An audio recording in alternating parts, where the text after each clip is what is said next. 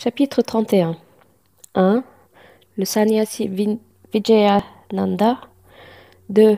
Balaram Mankar. 3. Nulkar. 4. Megha. 5. Le tigre quittent leur corps en présence de Baba. Dans ce chapitre, Hemad Pant décrit le décès de certaines personnes et celui d'un tigre en présence de Baba. Préliminaire. Le dernier souhait ou la dernière pensée d'un homme au sommet de mourir détermine son évolution future. Dans la Gita, Shri Krishna dit « Qui se souvint de moi dans ces derniers instants, en vérité, vient à moi, et qui pense à autre chose à ce moment-là, va vers ce qui l'attire. » Il n'est pas certain que nous puissions avoir une bonne pensée particulière à ce moment-là, car, le plus souvent, nous sommes plutôt effrayés et même terrifiés par la mort. Par conséquent, une pratique constante est nécessaire pour permettre à notre mental de se fixer à n'importe quel moment sur la bonne pensée voulue. C'est pourquoi tous les saints nous recommandent de nous souvenir de Dieu et de toujours chanter son nom, afin de n'avoir ni doute ni perplexité quand viendra notre dernière heure. Les fidèles, pour leur part, s'abandonnent complètement aux saints, car ils croient fermement qu'ils les guideront et les aideront dans les derniers instants. Quelques-uns de ces cas sont évoqués ici. 1. Vijayananda. Un sannyasi moine de Chennai nommé Vijayananda partit en pèlerinage vers Manasa Sarovar. En cours de route, il entendit parler de la renommée de Baba et fit une halte à Shirdi. Il y rencontra un swami appelé Somadevaji de Haridwar et lui demanda comment se rendre au Manasa Sarovar. Le swami lui dit que le Sarovar, lac, était situé à 800 km plus haut que Gantori, source du Gange, et il lui décrivit les difficultés du voyage, à savoir la neige abondante, les langues différentes des habitants, tous les 150 km et la nature méfiante des autochtones qui font des tas d'ennuis aux pèlerins de passage. En entendant cela, le sannyasi fut découragé et annula son voyage. Ensuite, quand il alla voir Baba et se prosterna devant lui, Baba devint furieux et cria « Chassez ce bon à rien de sannyasi, sa compagnie est inutile. » Le sannyasi ne savait rien du tempérament de Baba. Il se sentit mal à l'aise, mais il s'assit là, observant ce qui se passait. C'est l'heure du darbar, terme persan pour audience royale, du matin, et la mosquée était bondée. Baba était vénéré de différentes façons. Certains lui lavaient les pieds, quelques-uns recueillaient le tirtam, littérature, passage ou voix, ici, eau bénite, par les pieds de Baba, et le buvaient de bon cœur, alors que d'autres le mettaient sur leurs yeux, certains lui appliquaient de la pâte de santal, et d'autres parfumaient son corps. Tous faisaient ces choses en perdant de vue les différences de caste et de religion. Bien que Baba fût en colère contre le sannyasi, celui-ci était débordant d'affection pour lui et ne voulait pas partir. Il séjournait à Shirdi depuis 2 jours lorsqu'il reçut une lettre de Chennai, lui annonçant que sa mère était très malade. Il se sentit abattu et aurait voulu être près d'elle, mais il ne pouvait rentrer chez lui sans la permission de Baba. L'omniscient Baba, qui connaît l'avenir, lui dit « Si tu aimais tant ta mère, pourquoi es-tu devenu sannyasi ?» L'attachement est en contre-emploi avec la robe ocre des moines. Va t'asseoir tranquillement dans ta chambre et attends patiemment quelques jours. Dans le Vada, il y a beaucoup de voleurs, alors verrouille ta porte et sois très vigilant. Sinon, ils emporteront tout. La richesse et la prophétie sont éphémères, et le corps est juste et sujet au déclin et à la mort. Sachant cela, fais ton devoir en renonçant à tout attachement aux choses de ce monde et de l'au-delà. Celui qui agit ainsi et s'abandonne aux pieds de Hari, le Seigneur, sera libéré de tout souci et atteindra la joie suprême. Le Seigneur vole au secours de celui qui se souvient de lui et qui médite sur lui avec amour et affection. Ta réserve de mérite passé est considérable, c'est pourquoi tu es venu ici. Maintenant, écoute attentivement ce que je vais te dire et réalise le but de ta vie. Commence dès demain l'étude de la Bhagavad Gita, faisant 3 saptaha, c'est-à-dire 3 lectures en 3 semaines consciencieusement. Le Seigneur sera content de toi et dissipera tes chagrins, tes illusions disparaîtront et tu obtiendras la paix éternelle.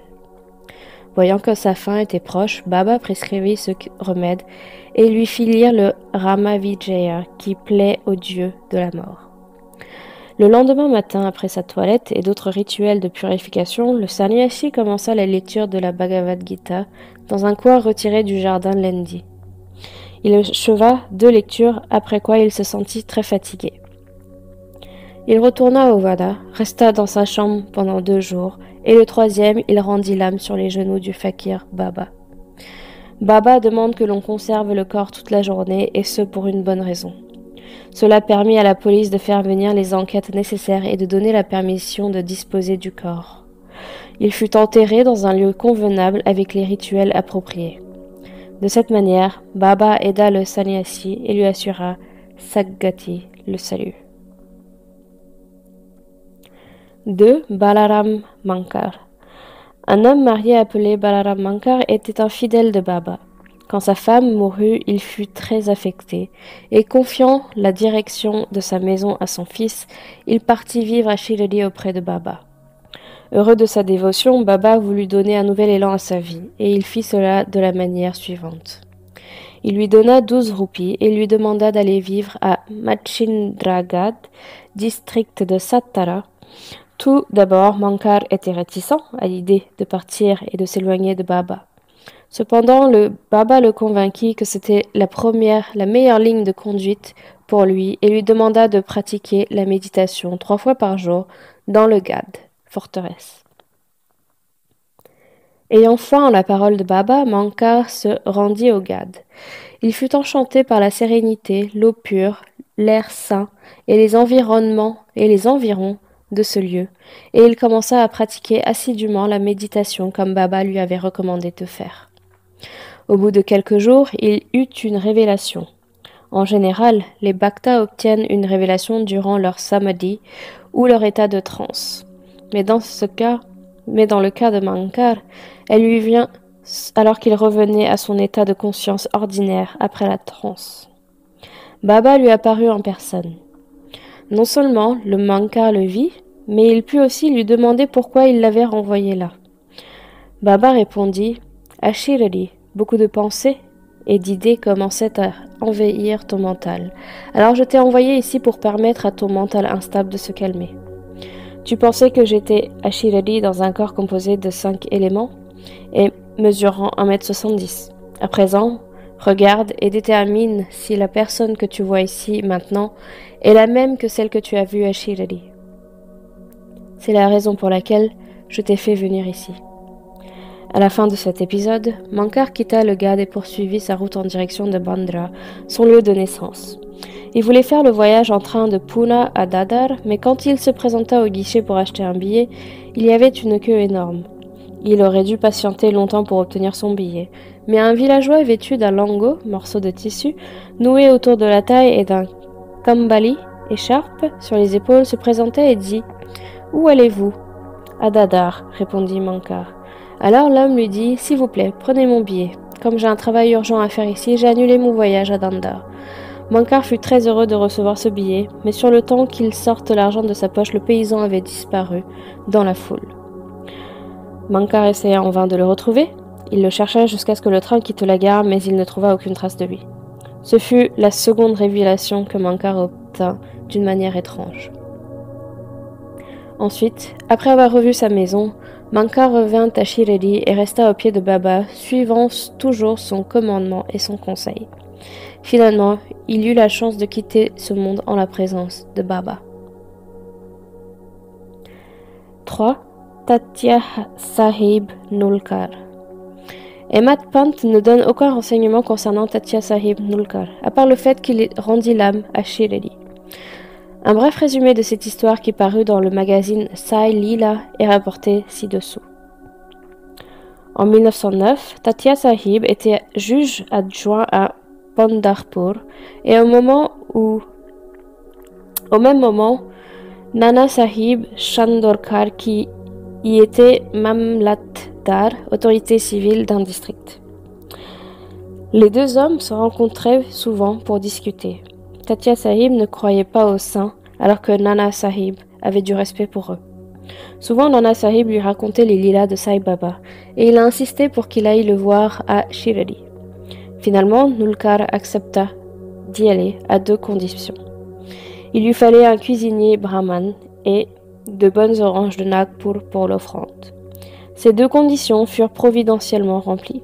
Un brahman à la recherche d'un emploi se présenta à Nana Sahib, qui l'envoya à Tatia Sahib, et un colis contenant 100 belles oranges envoyées par un expéditeur inconnu fut livré à Tatia Sahib. Comme les conditions étaient remplies, Tatia Sahib fut bien obligé d'aller à Shirdi. Tout d'abord, il connut la colère de Baba, mais il fit très bientôt de telles expériences avec lui qu'il fut convaincu qu'il était le Dieu incarné. Alors il se prit de passion pour lui et resta à Shirdi jusqu'à sa mort. Quand sa fin approchait, on lui lut de la littérature sacrée et aux derniers instants, on lui apporta le Padatirtha, l'eau bénite du bain des pieds de Baba, et on lui donna à boire. Apprenant la nouvelle de sa mort, Baba a dit « Tatia est parti avant nous, il ne renaîtra plus. » 4. Megha. L'histoire de Megha avait déjà été racontée au chapitre 28. Quand il mourut, tous les villageois suivirent la procession des funérailles. Baba aussi les accompagna et jeta des fleurs sur le corps de Megha. Après les obsèques, des larmes ruisselèrent des yeux de Baba et comme un mortel ordinaire, il se montra accablé de chagrin et de tristesse. Ensuite, couvrant le corps de fleurs et pleurant comme s'il s'agissait d'un proche parent, Baba retourna à la mosquée.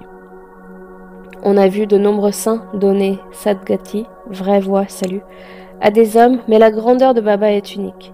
Même un animal cruel comme le tigre vint aux pieds de Baba pour être délivré de ses fautes. C'est l'histoire qui va être racontée ci-dessous. Le tigre. 7 jours avant le décès de Baba, un incident extraordinaire se produisit à Shirdi. Une charrette conduite par un paysan arriva et s'arrêta devant la mosquée. Elle transportait un tigre, attaché par des chaînes en fer et dont le visage tourné vers l'arrière avait une expression déchirante. Le tigre souffrait d'une maladie très douloureuse. Ses gardiens, 3 d'Averchi, l'avaient emmené de place en place et avaient gagné de l'argent en exhibant. C'était leur moyen de subsistance. Ils avaient essayé toutes sortes de remèdes pour le guérir de la maladie dont il souffrait, mais en vain. Puis ils entendirent parler de Baba et vinrent le voir avec l'animal. Ils le firent descendre et tenant les chaînes dans leurs mains, ils le placèrent devant la porte. Évidemment, l'animal restait féroce, même sous l'emprise de la maladie, et il était donc agité. Les gens se mirent à le regarder avec crainte et stupéfaction. Les dervéchis parlèrent de lui à Baba, et avec son consentement, ils l'amenèrent devant lui. Le tigre s'approcha des marches, et quand il vit Baba, il recula avec une crainte respectueuse et baissa la tête. Après s'être regardés tous les deux, le tigre gravit une marche et regarda Baba avec affection. Il remua immédiatement le toupet de sa queue, le heurta 3 fois sur le sol, puis tomba inanimé. Le voyant mort, les darvéchis furent d'abord très abattus et remplis de chagrin, mais après mûre réflexion, ils revinrent à la raison. Ils pensèrent que puisque l'animal était malade et proche de sa fin, c'était très louable de sa part d'avoir trouvé la mort aux pieds de Baba. Il était leur débiteur, et quand sa dette fut acquittée, il se retrouva libre et vint mourir aux pieds de Baba. Quand des créatures posent leur tête sur les pieds des saints et y trouvent la mort, elles sont libérées. À moins d'avoir comptabilisé une bonne provision de mérite, comment pourraient-elles avoir une fin aussi heureuse? Je me prosterne devant les Shri Sai, paix à tous les êtres.